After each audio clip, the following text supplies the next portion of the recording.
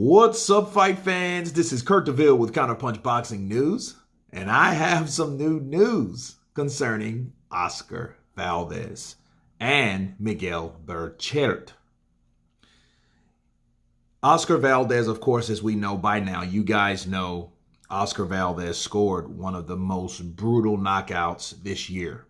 It has been official, to my belief, the knockout of the year. Oscar Valdez 29-0, which at the time 28-0, but he's 29-0 and 23 knockouts, was able to knock out the dangerous Miguel Berchelt, right? Miguel was an inside power puncher. He beat Jason Sosa. He beat Francisco Vargas a couple times. He had 16 straight wins after his first loss. He's like 37-2-33. So that should tell you something about his knockout percentage and how dangerous this cat is. Okay, and I said he is, not was, because he's still dangerous. But Oscar Valdez would beat him with his speed, his jab, and he started to lay on the rounds until, the closer Miguel got to him, the dangerous he became. Okay, so Valdez kept moving. You know, that Reynoso's gym is now renowned. Okay, and the more these guys knock out their opponents, from Canelo Alvarez to the Cuban Flash, Frank Sanchez, now Oscar Valdez, Ryan Garcia, that's just leading the pack with success in that particular gym. Okay, this fight was dynamic. I didn't see that coming. I thought we were going to see another 12-round decision from Oscar Valdez. Box, move, show your combinations. He hurt him in spots. He did take him down. I mean, it was ruled a knockdown, I think, in the 4th round. Okay. And then Berchelt got his bearings back, started chasing him, started, using his jab to negate the speed and the combos. Okay. And it was working for a while. Okay. So Oscar kept moving. He kept moving. He kept moving.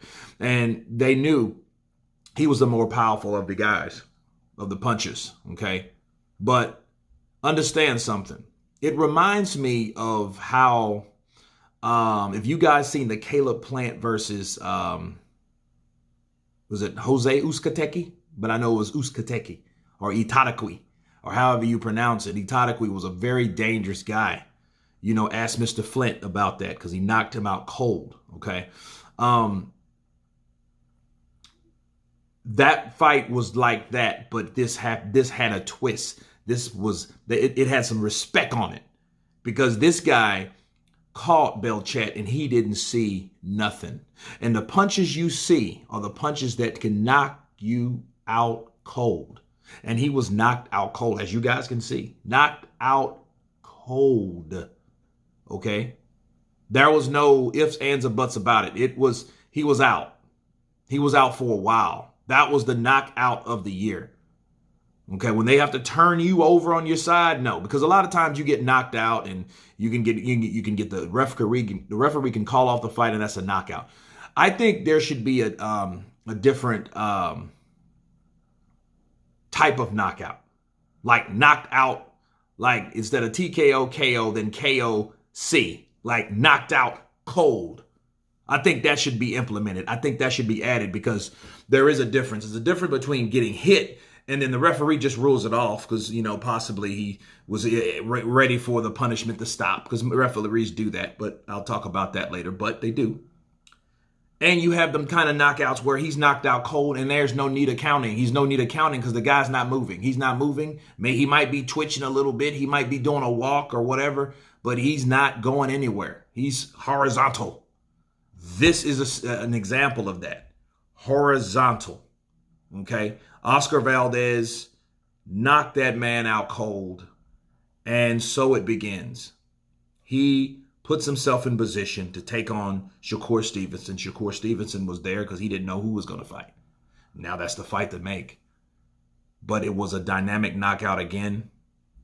I take my hat off to Oscar Valdez for following directions, for being disciplined, and for being in the right place at the right time. And it goes to show you, too, just because you're the heavier puncher don't mean that you can't get clocked or knocked out. Because that's what happened to Uzcategui. Uzcategui was dropped, 2 or 3 times by Caleb Plant, and Caleb Plant is not even known to be a power puncher. Needless to say, these guys, 29 and 23 for Valdez and 37 and 33 for Berchelt. Those guys had high knockout percentages. So, something was going to come. So if you look at the record alone, you could say, you know what, that shit was going to come. But looking at that fight, the way you were looking at it, that's the sport that I love, that I hate so much. The sport that I love, that I hate so much. That's how I was supposed to say it the first time. Because this is what you get when boxing. You never know what you're going to get. You never know what any certain given time is. There's the seconds. A lot of people start counting down the 10 count. The 10 count comes, and then you think, okay, they're going to do. You don't know within those 10 seconds, within those 5 seconds, within that millisecond, somebody could get knocked out. At half a second, somebody could get KO'd. And that's exactly what happened last night. You guys tell me what you think of Oscar Valdez knocking out Miguel Berchelt cold. Of course, please subscribe. And you guys been Counterpunch. Peace.